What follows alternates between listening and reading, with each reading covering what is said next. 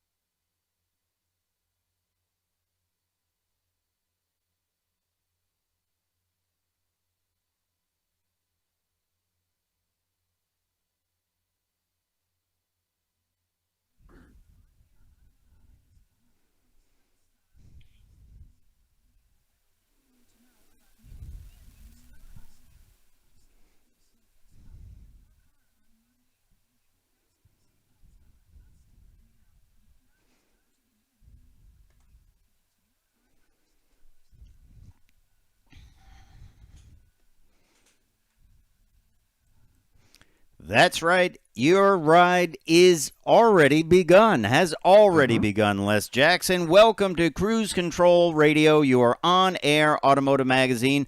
I'm Fred Staub. The other voice you're about to hear is none other than Les Jackson. How you doing, Les? That would be me, and just fine. What's new with you, Fred? Well, we've got a lot to get to and a lot of stories. Good news: auto show season is back in session, and we will have all the reveals from Chicago. Good to see people out checking cars out, right? Absolutely true. It's been boy, it's been a long haul. Anyway, VW shows off the Golf R and the GTI, Yep. not a Golf GTI Yep. anymore, and we have pricing and content and all sorts of info. Yeah, we sure do. We're going to talk about that. And Jeep kicks the Compass upscale but retains its trail readiness. So we'll tell you what's going on with that. Pretty nice looking Compass and a great new interior. That's true. And Jaguar Land Rover is making a big decision. We'll tell you what it is. Yeah, big decision. And Mhm. a lot of companies are making big decisions. Plus, missed deadline. If you wanted to order a feature on the Ford F-150, a certain feature, you had to do it by yesterday. But so you missed the There you go. deadline. We'll tell you what it is, so you're not surprised when you order your new truck this week. So we need to turn back the time machine, and also talking tech, which we love to do. Nissan, can they improve the brain function of the Formula E race drivers? And how can this help us in daily driving? Well, Nissan thinks they can do it. Yeah, I think a lot of drivers wish many people had improved brain function on the road. And Yep. then also, you're going to have an at the wheel review of the brand new Toyota Prius XLE. As you were saying before the show, you haven't been in one in a while, have you? Long time. And the Prius is the gold standard of hybrids. So we'll see how it performed. Yeah, I'm excited to hear about that. I haven't been in one probably for 5 years or so, Yeah, and at least. there are a certain segment of folks that just hate to see them on the road, but I think when you're paying over $3 a gallon for gasoline, I like that 50 plus miles per gallon. Hmm. And I always found they drove fine. So, hey, Yeah. well, when we come back, we're going to Chi-Town, going over to check out what's going on at the Chicago Auto Show, all the reveals. So stay tuned to Cruise Control. I'm Fred Staub. He's Les Jackson. We will be right back.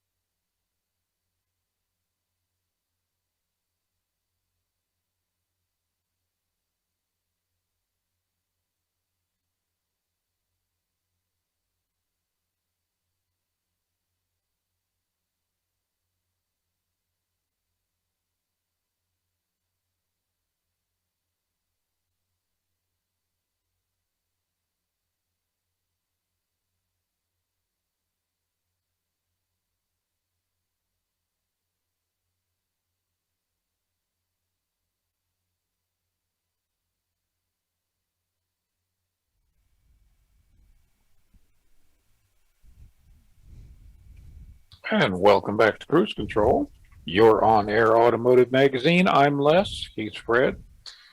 As we said in the intro, the auto shows are back.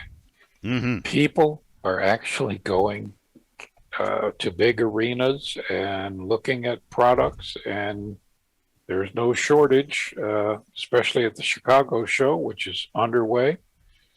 And VW brought out the Golf R and the GTI, Yeah, not the word golf in front of it. that's right. This is the Golf R, of course, is their all-wheel drive version of the Golf. These are brand new. We'll call them Golfs, even though we no longer get the actual Golf vehicle in the U.S. anymore, the standard vehicle.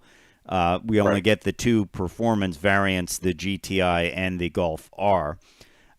This, of course, starts at 43,645 with a manual transmission. You might say, well, what do I get for that? You get all-wheel drive. You get a tremendous amount of horsepower. This thing feels like it's glued down to the road when you go around turns. It's pretty impressive, isn't it? Um, Everyone who's ever driven a Golf will tell you it's just a delightful car to drive. Yeah. I always And feel like I'm in Europe when I drive it.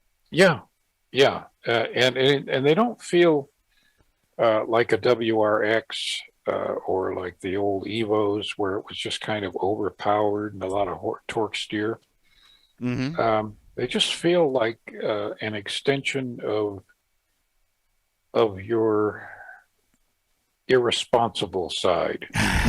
Well, you can be, when it comes to the GTI, which is the front wheel drive performance variant, you can be a little bit more irresponsible for a less price because the Yeah. GTI starts at 29,545. That's for a manual transmission, Les. You can still get a manual transmission on the What's GTI. that? Yeah. But if you want a DSG transmission, a very fast shifting, paddle shifted transmission, the total price is 30,345. That's starting before destination. Really well equipped, and it has my favorite, what they call scale paper plaid sport heated cloth seats. This is the only vehicle I would get with cloth seats because I think it's cool. The plaid seats. I actually like cloth seats, especially in the summer. Okay. Now, if you want to step up, you move up to the SE trim of the GTI. That's 34,295. That adds things like leather seating, Harman Kardon premium audio system, and a few other things like that, adaptive front lighting.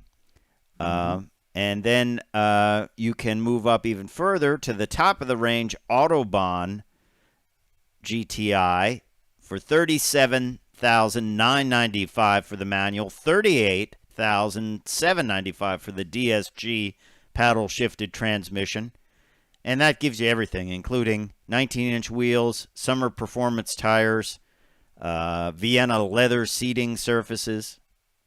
I think, by the way, I think a lot of these names for the leather still goes back to the days of Corinthian leather. Corinthian leather. Yeah. I think that's just, it means premium leather. But yeah, I what would you get? Would you get the Golf R with all-wheel drive and upgraded horsepower and an upgraded price? Or would you get a GTI, the base model with the plaid seats, which is what I would get because I think that's pure. I would tend to go that route. Again, the base model. I don't want the harsher ride of the 19-inch wheels. Mm-hmm. And they're dead reliable. It's a car you can drive every day. They get good gas mileage. They're fun. Yeah, and they're a fun vehicle. They're a great commuter car too. And if you Terrific. if you opt for the manual transmission, I am sure it still comes with that golf ball looking shift, which was part of it. It was the plaid seats and the plaid upholstery, and the shifter looks like a golf ball. It's dimpled like that. Well, that's a harks back to the classic uh, golf ball or pool cue that we used to, those of us who couldn't afford aftermarket equipment, used to stick on our gear shifts. Like something like this. Although this says Hearst on it. Much like that. Yeah. Or the wooden top of an English leather cologne bottle. Oh boy. All right, we're going to come back and talk about more of Les's modifications you can do to a car. So stay tuned to Cruise Control. I'm Fred Staub. He's Les Jackson. We'll be right back.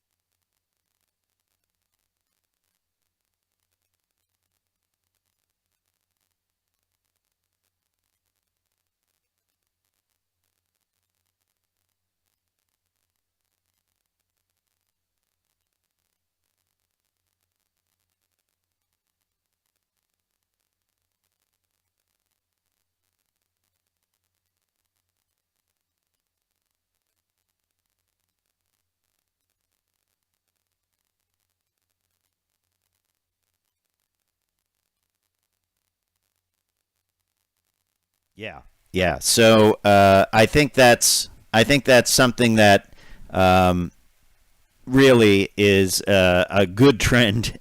It's a great trend, and I think that we're going to see more of it. But the Jeep Compass, you look at that. There's also a Trailhawk version of that that is very capable. You'll know that when it has the red rescue hooks.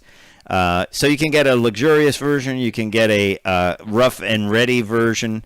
Yep. It's a good vehicle, and certainly in a Grand Cherokee in a much smaller package. So that's from the folks at Jeep. Now over at Jaguar, we told you a little bit about this in the open of the show. Over at Jaguar, they had to make a decision that probably some other manufacturers are making right now. The fact that they were coming back from a $118 million loss. They came back because of vehicles like the Land Rover Defender, the Range Rover Evoque, and the big thing was they were doing very well and coming back, but guess what happened, Les Jackson? The chip shortage. Well, they've made tough decisions, and they're eliminating some features that some people consider important. Also, some models that if they're just not selling, even more. Yeah, they're going to basically just stop building them. And we've seen this with General Motors. They stopped building the Camaro. Other manufacturers they're just not going to put the chips. When the chips are down, they're just not going to build vehicles that they're not going to sell as quickly. It just makes no sense to build them and leave them sit on a lot somewhere. It will also hasten the demise of the sedan, I would say. Well, I think the sedan is definitely on the way out. And the latest sedan, although it's a good car, really just doesn't have any distinctiveness. Yeah. And I think, Jaguar is in trouble this way because their sedans really are just not doing it. And we're going to see that sedan lineup trimmed more and more and more. Another interesting story when it comes to chips, though, involves Ford. Now, Ford, as you know, has been, we told you last week on Cruise Control that they have found a source of chips, and these chips can control anything from windshield wiper, the delay in your windshield wiper, to wireless phone charging, to start-stop. Interior lights. Stop-start. Yeah, stop-start. Some manufacturers like Chevy have said, well, we'll do away with stop-start. We'll do away with that. Remember that weird function last week we talked about on the show where when you park on a hill, the wheels automatically turn into the curb? You and I never knew that existed. It was just one of those things that a microprocessor was handling in the background. But apparently get rid of it. They get rid of it. It's like, we'll let it roll out without that. But Ford has another problem, and the problem is they've built a lot of pickups, but they don't have the chips. So they're going to try delivering these vehicles to the dealers and having the dealers store them on their lots because they're running out of space to put these vehicles that they built, but that they don't have space to store them. So the dealers are signing on to this, and the dealers will basically finish building these vehicles in their shops. Well, nothing can possibly go wrong with that idea. Yeah, the problem is what happens if they're not familiar with this, or one is difficult to install because it's not designed to fit in there. The chip is on a board. It's not in a wire harness. How do you do that? I would like to see where some of these are. And Ford even has said in the future they might rework their wiring harnesses and put these things, where a technician can get to them in a timely fashion. I just picture someone going up under, we're going to sell you a truck for $75,000, and someone's going up under the dash, behind the dash, and pulling down wire looms and sticking things in there, or it's just sold without certain features, and you never know that they weren't there, so who knows? Hey. I don't know. I'm Fred Staub. Don't forget to check out cruisecontrolradio.com for all the latest updates. Like us on Facebook, follow us on Twitter. We will be right back, so stay tuned.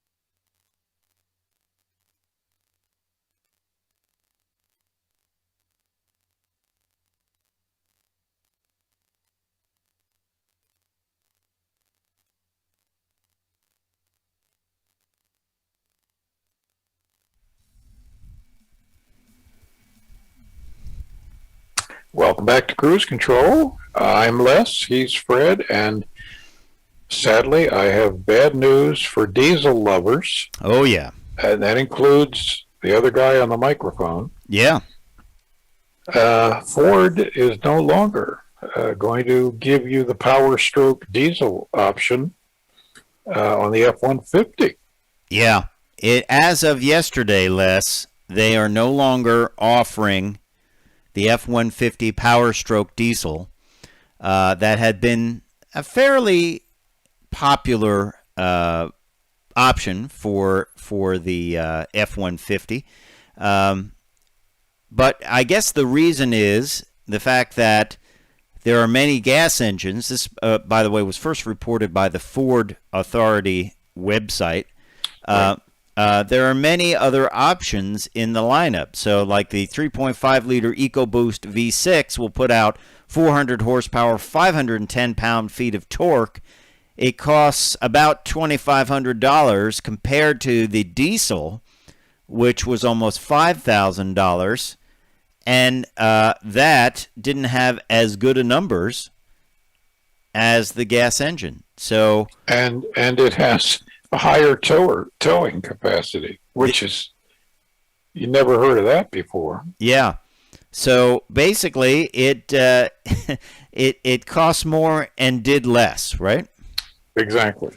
And that 3.5-liter EcoBoost V6, that has been such a hot engine for Ford that they really, I think that is the engine of choice for most people when they buy an F-150. So it's sad to see it go, but if people are not, using it. I mean, even the hybrid, which I drove a couple of months back, has 430 horsepower, 570 pound-feet of torque, and that still costs less than the diesel at around roughly $4,500, and gets better fuel economy too. So I guess it really just doesn't make sense anymore for them to build this.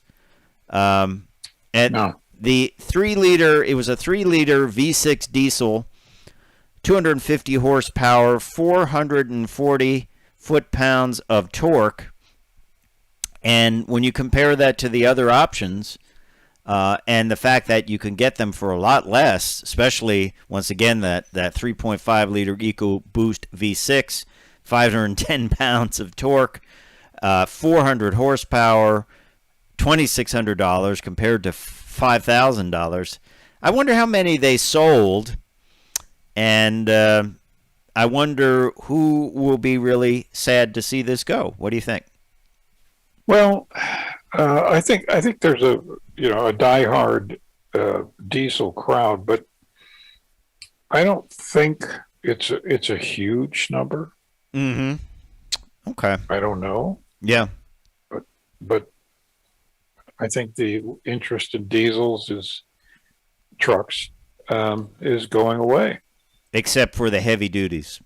Except for Right. the heavy duties that they need right now. But the lighter diesels, Silverado still offers a diesel. As a matter of fact, you can get a diesel in other vehicles like the Tahoe, and at least the Suburban. I'm not sure about the Tahoe, but also in the Cadillac Escalade, which is built on the Chevy platform. So I don't know if we'll see that one go away, because I just don't know. I think it's a popular option on the Escalades, because they burn a lot of gas, and they don't have as many options in the engine drivetrain compartment as the F-150 does. Remember, the F-150 True. is available with everything from the small EcoBoost V6 to still a 4-liter or 4.6-liter V8, which they continue to improve. So really, I figure they just said, hey, it's so much money to bring this in, get it certified, and maybe it's not a high take rate, and the numbers just don't make sense, both for torque and for price. Very, very true. Yeah, yeah. Hey, let's talk a little tech. Do you like to talk tech, don't you? Always. All right. Always, always. All right. Well, let's talk about Nissan. And Nissan has this new program. It's an innovative program, and it's focused on brain function and and anatomy research.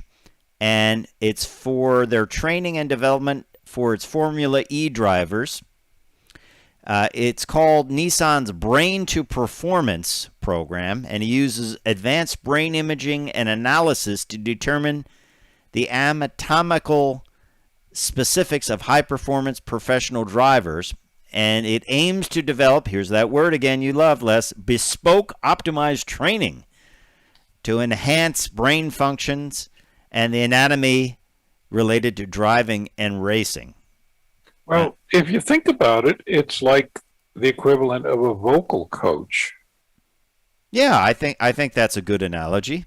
It's optimizing what you're doing for a very specific talent. Well, I'll give you, for instance, when I went through the drag racing school, Frank Hawley's drag racing school in the early 90s, he did some anatomy in there, because he said there is a limit to your reaction time, and the limit is your eye has to see it. It has to see the last yellow, because that's what you typically leave on. It has to see the light. It has to go through your optical nerve. It has to go into your brain, and then it has to shoot an impulse down to, in the super comp cars, your hand, where you leave off the trans brake. So he said all of that takes time, and it takes different time in different people, because they have different response times, different, their nerves move in a certain way. So Yeah, average human response time is a half a second. yeah, so you can't, that's just a fixed. It takes time for the current to run down the wire, basically, That's right? it. Yeah. Hmm. So I think that's kind of what they're talking about here in their brain to performance.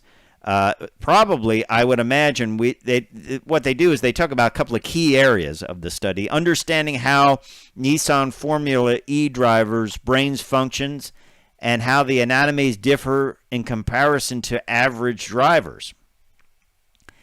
And then through the use of electrical brain stimulation, can a professional driver's brain be enhanced to improve on-track performance?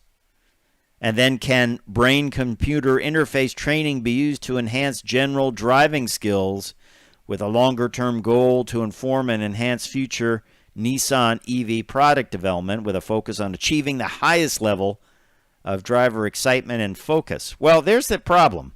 You've got to want to focus. Race car drivers Well, focus. That's what they do. it, boy, you better. But because stuff happens. I mean, when you're driving fast, I don't have to tell you because you drove race cars. Things happen quickly, and braking takes longer. And I remember in the Hmm. drag racing school, they said if you wait to get off the throttle like a second, you've traveled like 600 feet under power. Now, if you wait to pull the parachute, you're going to eventually mathematically run out of space to stop. That's right. You always have to be driving ahead of where you are. Yes, and always looking way into the distance because that distance is going to come up a lot That's right. faster. Um, Things happen, as you said, things happen very quickly. yeah, they happen very quickly, and you have to be able to react to them. He also said, "This is the best information I can give you. When you go to a new drag strip," he said, "walk the track. Obviously, you know what the middle Yeah. of the track is, but walk the Yeah. track because you might get to the end of the track and find that there's a big pile of brush, and behind that is a Caterpillar bulldozer that someone left there. So you don't want to go into the brush and figure, oh, the brush will slow me down because I lost my brakes or my parachute. Because he said you'll really slow down. Or there was one track that used to have a pond at the end of it, and people would go off it and then be upside down, strapped in the race car underwater. So he says you want to go down there and just kind of look around. Like if I had to stop the car, would I go left or right or center?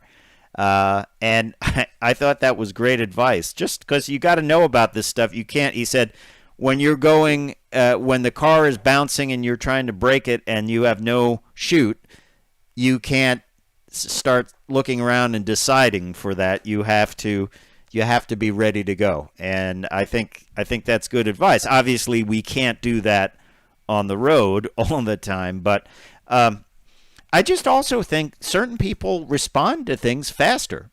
Uh, Well, they do. and Have you ever measured your response time? I have not. What do you use to? You can actually do it online. We used to do it in the old days with, Buzzers, lights. stopwatches. But online, there are lots of response time. And I've taught in the AARP classes, I've taught people, look, do this once or twice a year so you know what your reaction time is. Well, we'll do that during the break, and Les will be back with a review of the Prius. So stay tuned to Cruise Control.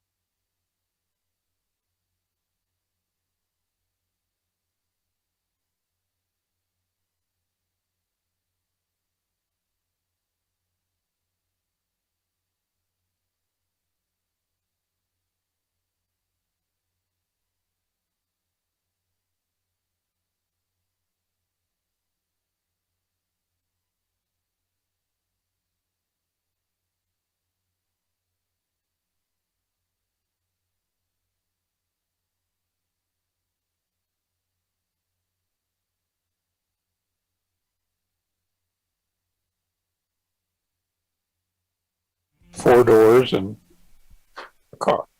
Anyway, um, you sort of have to put a Prius in perspective because some people think it's some sort of crude, basic hybrid that's not particularly enjoyable to be in, but it's efficient and it gets great gas mileage. Well, that might have been true 20 years ago, but it's an everyday state of the art, not luxurious, but very well appointed car.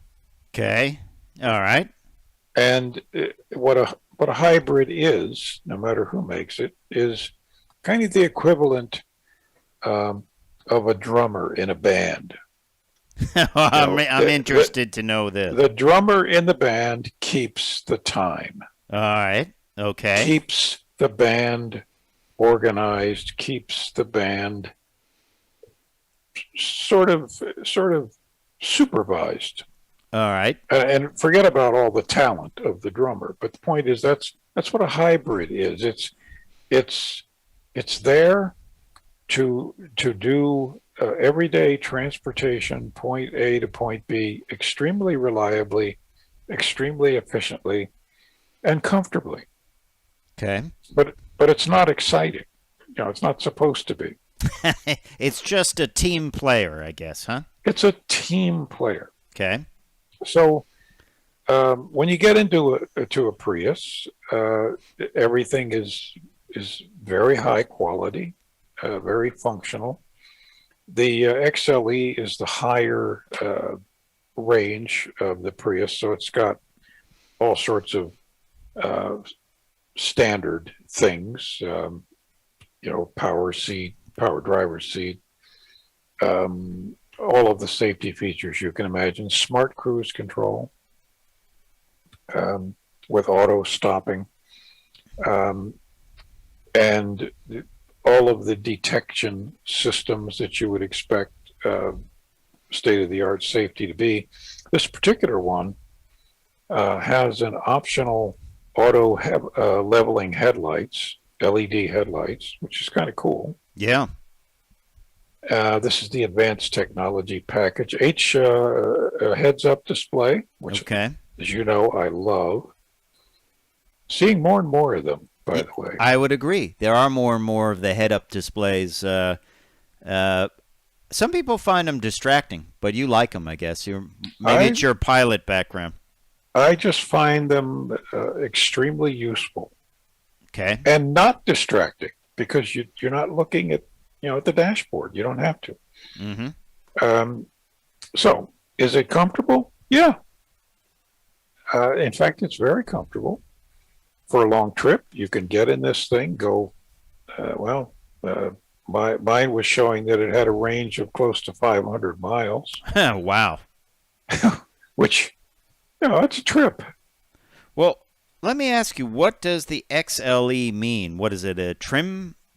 It's just a trim. That's all. It's the standard equipment on the XLE is instead of the base model, you're getting the eight speakers and the touch screen, larger 7-inch touch screen, Sirius radio, Android Auto, Apple CarPlay, of course. Yep. Heated steering wheel, heated seats, a tire repair kit.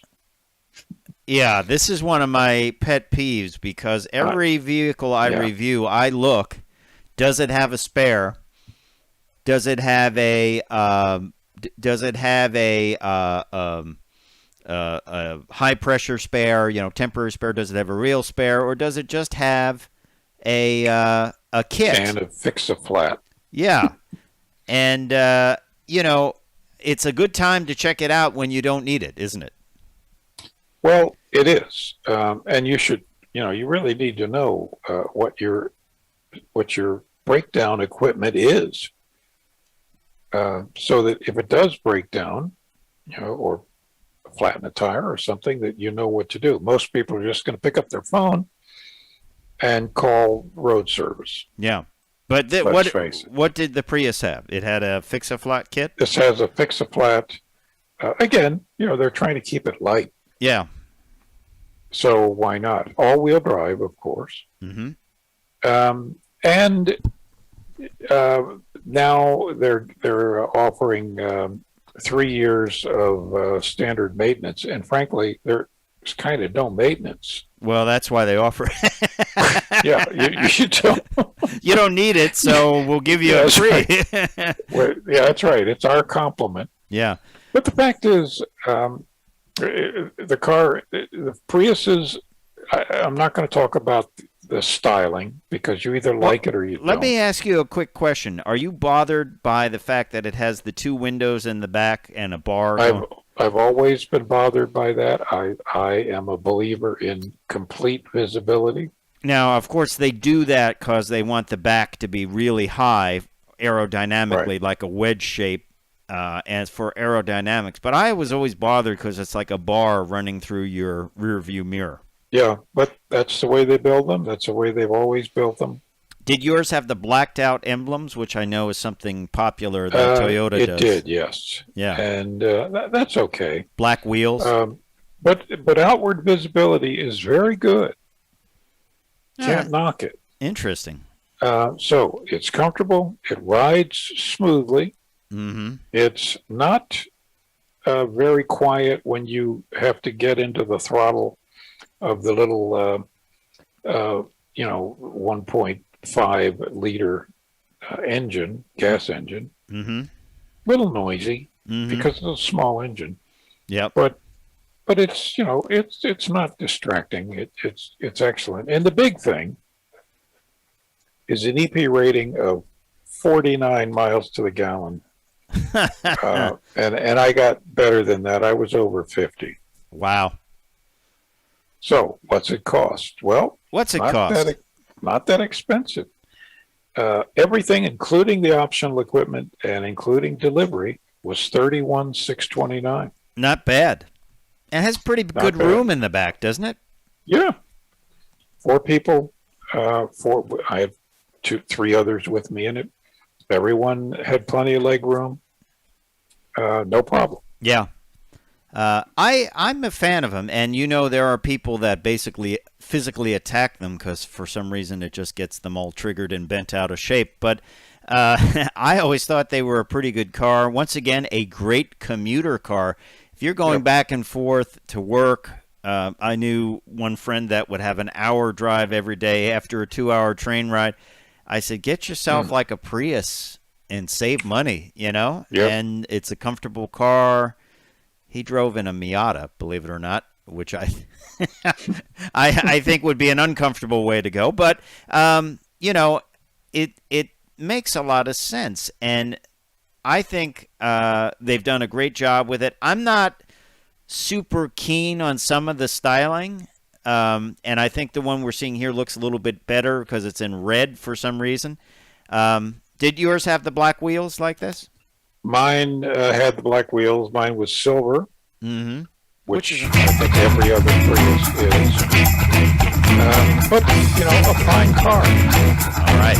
Well, we appreciate you doing that at the wheel review. Time for me to say, I'm Fred Staub. I'm Les Jackson. We're going to see you down the road.